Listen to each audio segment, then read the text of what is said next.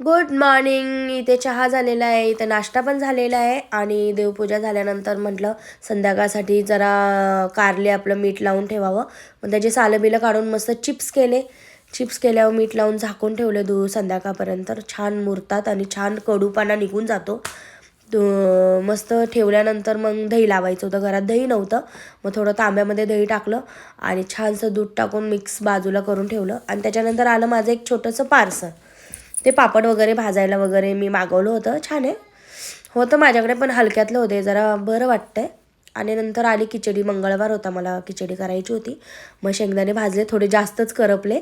आणि मग मला वेगळ्या पद्धतीने आज खिचडी करायची होती. म्हटलं जरा बटाटा आहे ना आपण किसून ट्राय करावं. छान झाली खिचडी. मी मस्त किसून पाण्यामध्ये भिजत घातला. नंतर हिरवी मिरची वाटली, बटाटा किसलेला टाकला, थोडा तो 5-1 मिनटं फ्राय होऊन दिला.